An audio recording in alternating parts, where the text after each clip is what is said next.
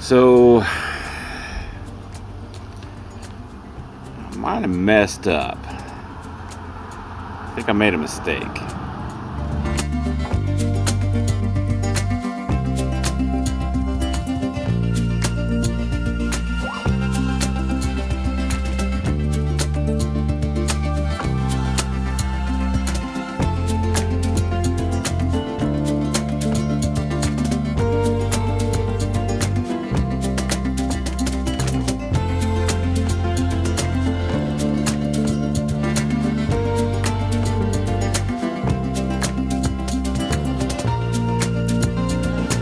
Good morning, everyone.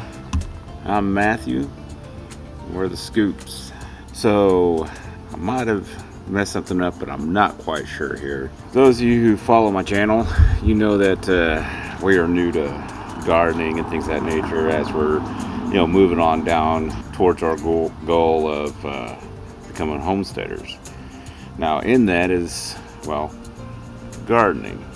Part of the gardening comes with plant dates, whether seed starting, direct sowing, you've got planting dates. When it comes to seed starting, direct sowing, transplanting starts, there's all kinds of information out there, various planting calendars, things of that nature. And while a lot of them share similarities, some of them almost exact start dates.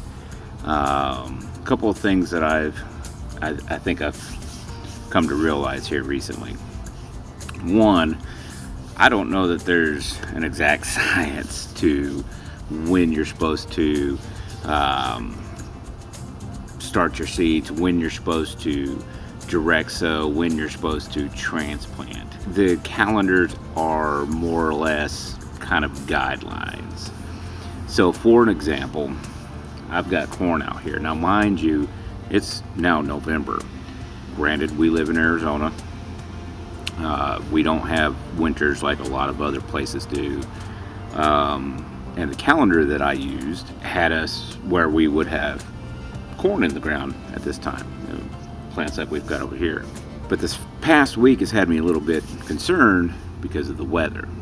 Okay, today is supposed to be 78 degrees. As a matter of fact, for the next several days it's supposed to be 78 degrees, which is really beautiful weather.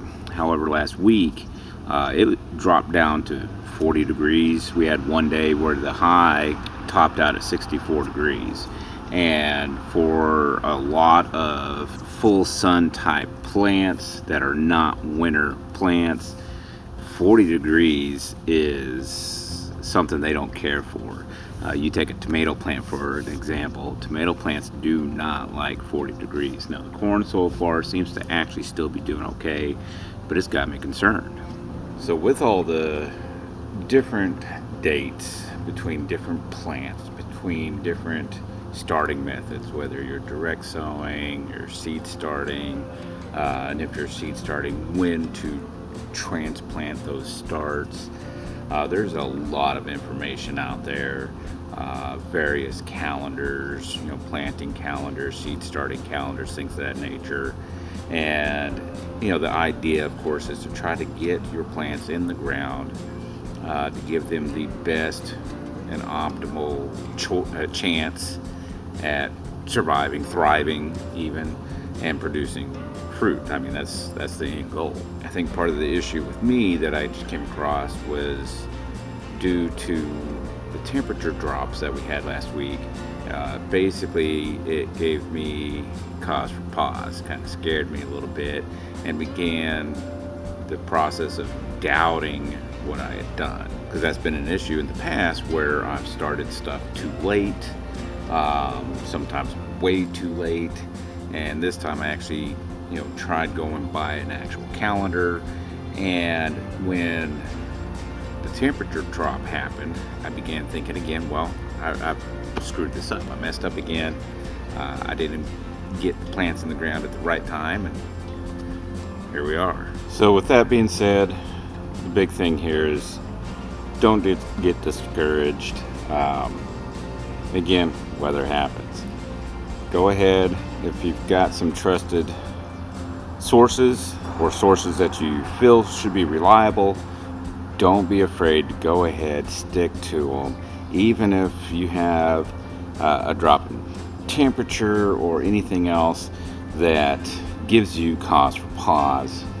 Just wait, see what happens. And just because the results are happening like this year doesn't mean it will next year. Doesn't mean it has in previous years. When choosing a calendar, I found one that was very specific to my actual area and not just gardening zone. So a few people I've talked to had been going off primarily gardening zone. And the thing with that, and this is something I've heard stressed quite a bit as well, is gardening zones only represent the average coldest temperature. For example, I'm in a 9B, and for my gardening zone, it's generally somewhere between like 25 to 30 degrees is the average coldest temperature. Now, just because that's our average coldest temperature, and that's pretty standard, for a 9B. I mean, that's what a 9B represents. That doesn't mean that a 9B where I'm at versus a 9B where somebody else is at is going to be the same. Conditions could still be different. Perhaps you're in a 9B, but you happen to get more precipitation than we do here, things of that nature. So that's just something to kind of keep in mind. See if you can find information specific to your area. The one I actually found, basically, it's just the Old Farmer's Almanac, and you can actually go on and put in your zip code for your area, and it'll give you grow dates or a planting schedule for that area. Now, how accurate it is, again, it's a planting schedule. They're more like guidelines, okay? The whole point of all this is don't get discouraged. If you're using a planting calendar and it doesn't go to plan because Mother Nature decided to have a temperature drop, or maybe your first frost date came a month early, or I know there are regions of the United States that had already hit snow over a month ago that maybe they shouldn't have for at least a few weeks or something like that. Things happen. Just keep going through it. Now, one of the things I'm hoping to be able to do is eventually start kind of recording start dates that have proved to be the most productive, and kind of start keeping a journal on that eventually, and create my own calendar to go off of.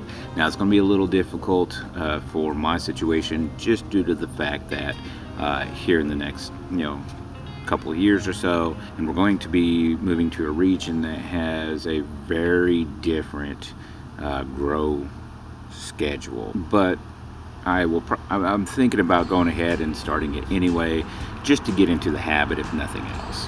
And that's really going to do it for me today. I've got a few other things I want to get taken care of. And just in case you didn't notice it, I did take down the sheets that we had for shade cloth. I don't really need those anymore. It's not getting that hot. It's supposed to be 78 degrees for the next few days, so it's amazing. I also did a little extra mulching.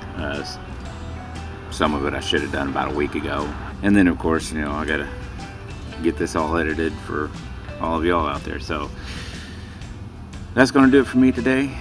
Thank you. Thank you for hitting the subscribe button. Thank you for hitting that thumbs up. Appreciate that. And see you on the next one.